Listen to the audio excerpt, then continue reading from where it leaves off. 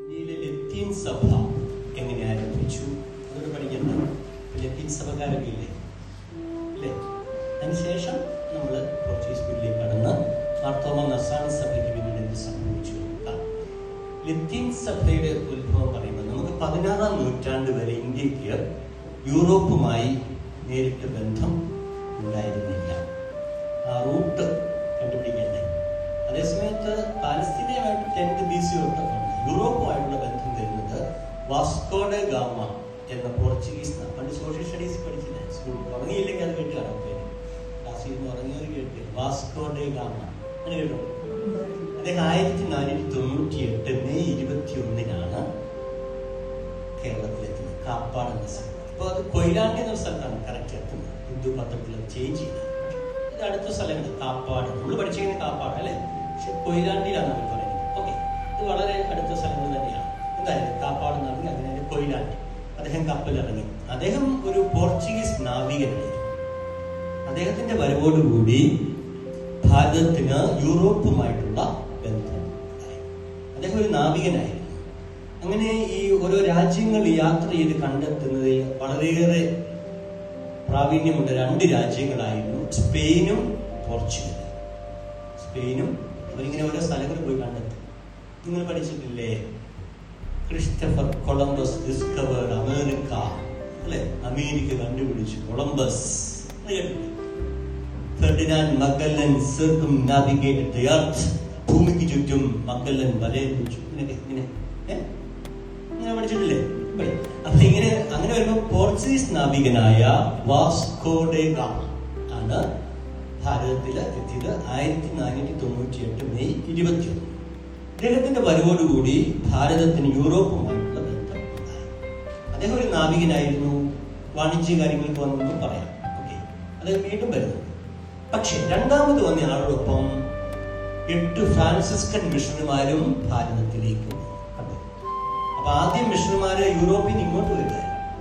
ഇപ്പൊ നമ്മുടെ ലോകത്തിന്റെ എല്ലാ ഭാഗങ്ങളിലും മിഷണറിമാരുണ്ട്, ഈ ഇന്ത്യയിൽ നിന്നുണ്ട്. പക്ഷേ ആദ്യം അങ്ങനെ എല്ലാവരും അങ്ങോട്ട് പോയി പറയാൻ പറ്റുന്നില്ല. ആദ്യം മിഷണറിമാര് യൂറോപ്പിൽ നിന്ന് ഇങ്ങോട്ട് വരുന്നത്. ഓക്കെ, 1500 ഓഗസ്റ്റ് 30 അടുത്ത ആൾ വരുന്നത്. അടുത്ത നാവികൻ കബ്രാൾ എന്ന് പറയും, പെദ്രോ അൽവാരസ് കബ്രാൾ. അപ്പൊ ഈ നാവികനോടൊപ്പം നിങ്ങൾക്ക് കബ്രാൾ എഴുതിയാൽ മതി. പക്ഷെ അത് അറിഞ്ഞിരിക്കണം എങ്ങനെയാണ് ലത്തീൻ സഭ തുടങ്ങുന്നത്, എങ്ങനെയാണ് അതിന്റെ ചരിത്രം എന്താ. അപ്പൊ 1500 ഓഗസ്റ്റ് 30 കബ്രാൾ എന്ന നാവികൻ വരും. അദ്ദേഹത്തോടൊപ്പം 8 ഫ്രാൻസിസ്കൻ മിഷണറിമാരും കപ്പലിൽ ഭാരതത്തിൽ എത്തും. അവര് വന്നത് വചനം പ്രഘോഷിക്കാൻ. കബ്രാൾ ഒരു നാവികനാണ്. ഈ കഥ പോലെ പറഞ്ഞു പോവാണ്. പിന്നെ എന്തെങ്കിലും അസ്വസ്ഥത ഉണ്ടെങ്കിൽ പറയണം, നമുക്കത് മാറ്റാനുള്ള മരുന്നൊക്കെ ഉണ്ട്. ഉറക്കം വരുന്നവർ ശാന്തമായി ഉറങ്ങുക. അവരെ ഞാൻ ശല്യപ്പെടുത്തില്ല.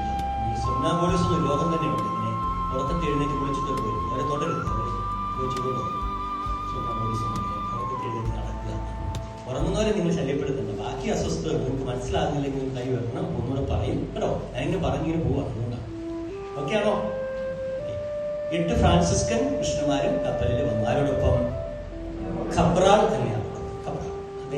അദ്ദേഹം നാവികനായിരുന്നു. 1500 ഓഗസ്റ്റ് 30 അതിനുശേഷം ഇങ്ങനെ നാവികർ വന്നുകൊണ്ടിരുന്നു. ആൽബുക്കർക്ക് 1503 വന്നു. നമുക്ക് പഠിക്കേണ്ടത് ഇങ്ങനെ വന്ന മിഷണറിമാരാണ് ഫ്രാൻസിസ്കൻസ്, ഈശോ സഭക്കാർ, Jesuits. Jesuit society of Jesus, SJ fathers society of Jesus, അല്ലെങ്കിൽ ഈശോ സഭ. ഇഗ്നേഷ്യസ് ലയോള എന്ന പുണ്യവൻ സ്ഥാപിച്ചതാണ് 1535. പക്ഷെ അത് 1542 മുതൽ അവർ വരാൻ തുടങ്ങി. എങ്ങോട്ട്? ഭാരതത്തിലേക്ക്. ഏത് മിഷണറിമാർ?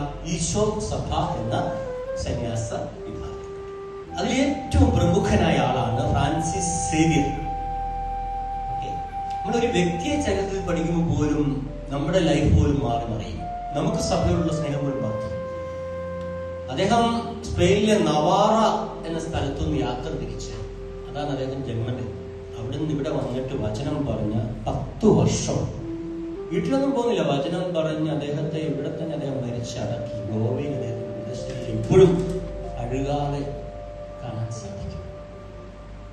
ഈ ഫ്രാൻസിസ് സേവിയർ ആണ് ലത്തീൻ സഭയുടെ അപ്പസ്തോലൻ. ഇന്ത്യയിലെ ലത്തീൻ സഭയുടെ അപ്പസ്തോലൻ ആരെന്ന് ചോദിച്ചാൽ ഫ്രാൻസിസ് സേവിയർ, ഈശോ സഭക്കാരൻ.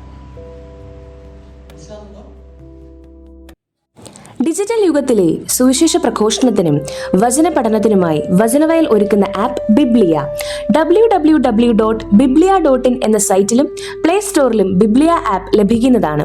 ഉൽപ്പത്തി മുതൽ വെളിപാട് വരെ ഇംഗ്ലീഷിലും മലയാളത്തിലും ഒരു വർഷം കൊണ്ട് ബൈബിൾ മുഴുവനും വായിക്കുവാൻ സഹായിക്കുന്ന ബൈബിൾ നഴ്സറി, സഭയെ അടുത്തറിയുവാനുള്ള സഭാ കളരി, വിഷയാധിഷ്ഠിതമായി വീഡിയോകൾ ലഭിക്കുവാനും അപ്ലോഡ് ചെയ്യുവാനും സഹായിക്കുന്ന വീഡിയോ ഹബ്, വീഡിയോ ബുക്ക്, 3 ലക്ഷത്തിൽ പരം ചോദ്യോത്തരങ്ങളുടെ ശേഖരമുള്ള 250-ൽ പരം ഈ ബുക്കുകളുടെ പുസ്തകശാല, ഒരേ സമയം 100 കണക്കിന് ക്വിസ് മത്സരങ്ങൾ സംഘടിപ്പിക്കുവാൻ സഹായിക്കുന്ന ക്വിസ് പ്ലാറ്റ്ഫോം ദബാർ.